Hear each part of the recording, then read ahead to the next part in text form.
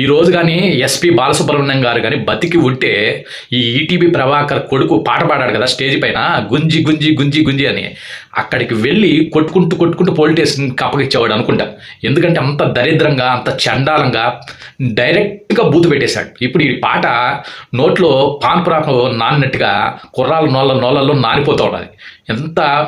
ఎందుకంటే ఇదొక వెరైటీగా ఫ్యాషన్గా తీసుకుంటారు యూత్ చాలామంది. ఏదైనా సరే చెడు రీచ్ అయిన తొందరగా మంచి రీచ్ కాదు.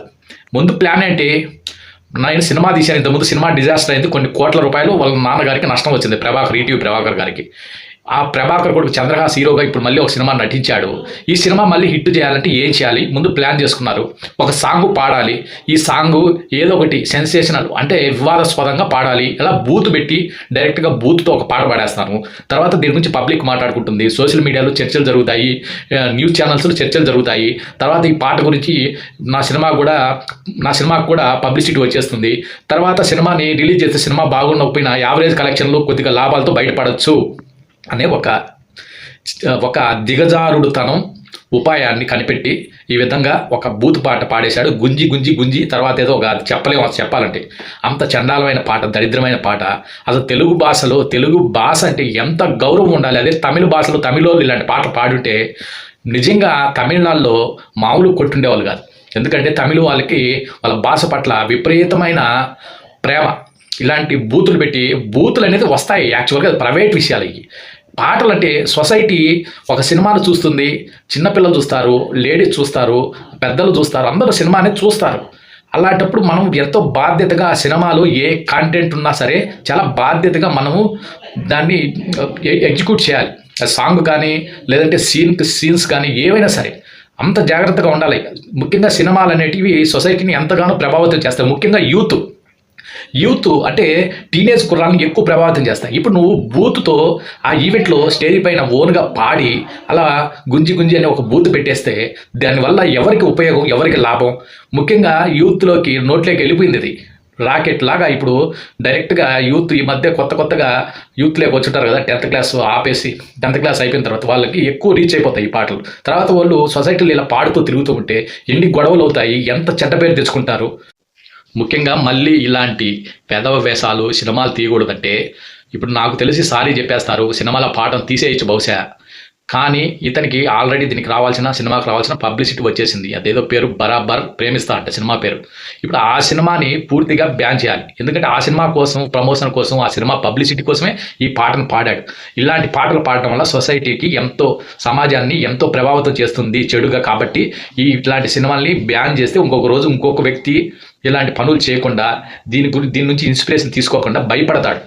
అలా చేయాలి. ముఖ్యంగా సెన్సార్ వాళ్ళు, పోలీస్ డిపార్ట్మెంట్ వీళ్ళందరూ చర్యలు తీసుకోకపోతే మళ్ళీ రిపీట్ అయ్యే ఛాన్స్ ఉన్నాయి. ఇతను కాకపోయినా ఇతనికి ఈ విధంగా సక్సెస్ చేసుకున్నాడు మూవీని, ఇలా పబ్లిసిటీ చేసుకున్నాడు, ఇలా ఒక బూత్ పాట పాడాడు, తర్వాత సినిమా గురించి పబ్లిసిటీ అయింది, తర్వాత బూత్ పాట తీసేశాడు, సినిమాకి వచ్చే కలెక్షన్లు వచ్చేసాయి అని మనసులో పెట్టుకొని ఇంకొక డైరెక్టర్, ఇంకొక నిర్మాత, ఇంకొక హీరో ఇలాంటి పని చేయొచ్చు. ఇంకొక చండాలమైన పని, చండాలమైన సాంగ్, చండాలమైన డైలాగ్స్ పెట్టి మళ్ళీ వాటిని ఆ సినిమా పబ్లిసిటీ చేసుకొని తర్వాత మళ్ళీ ఆ సీన్ కట్ చేయడం ఇలాంటి చేసి ఇలా లాభం పొందే అవకాశం ఉంది. సొసైటీ చెడిపోయిన తర్వాత మళ్ళీ ఎన్ని దిద్దుబాటు చర్యలు చేసినా కానీ లాభం ఉండదు. కాబట్టి ఖచ్చితంగా ఇలాంటి వల్గర్ లాంగ్వేజెస్ పాటలు కానీ డైలాగులు కానీ ఏమున్నా సరే పోలీస్ డిపార్ట్మెంట్ వారు, సెన్సార్ వారు ఖచ్చితంగా చర్యలు తీసుకొని అసలు సినిమాని బ్యాన్ చేస్తే ఇంకొక రోజు బుద్ధి వస్తుంది ఇలాంటి వాళ్ళకి. తమాస పడుతున్నారు వీళ్ళు. సో ఏం పాట అది అస్సలు ఇంకో విషయం చెప్పాలంటే ఆ సినిమాలో వీళ్ళు పాటలు పాడుతారు. చంద్రహాస్ అని అతను పాట పాడుతుంటే కింద సీనియర్ యాక్టర్ జేడి చక్రవర్తి ఉన్నారు, పక్కన కొద్దిమంది సీనియర్ యాక్టర్స్ ఉన్నారు, హీరోయిన్స్ ఉన్నారు, అమ్మాయిలు ఉన్నారు, చిన్నపిల్లలు ఉన్నారు, వృద్ధులు ఉన్నారు, పెద్దలు ఉన్నారు.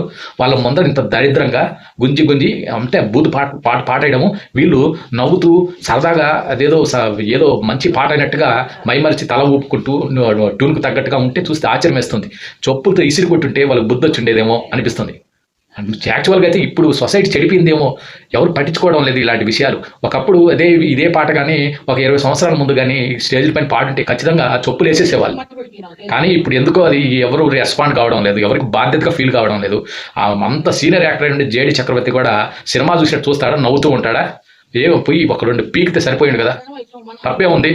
ఒక పెద్దవాడిగా బుద్ధి చెప్పొచ్చు. ఇలాంటి పాటలు పాడతావరా మమ్మల్ని పిలిపించి, ఏ రెస్పెక్ట్ లేదా? కొడుకు లాంటి వయసు ఈ చంద్రహాస్ ఈ ప్రభాకర్ కొడుక్కి జేడి చక్రవర్తికి కొడుకు లాంటి వయసు ఉంటుంది. అలాంటి వాళ్ళకి గట్టిగా బుద్ధి చెప్పాలన్న ఆలోచన లేదా? నిజంగా ఇట్లాంటి వాటిపైన యాక్షన్ తీసుకోకపోతే గవర్నమెంట్ కానీ రేపు మళ్ళా ఇలాంటివి రిపీట్ అయ్యే అవకాశాలు ఉంటాయి. తర్వాత యూత్ చెడిపోతుంది.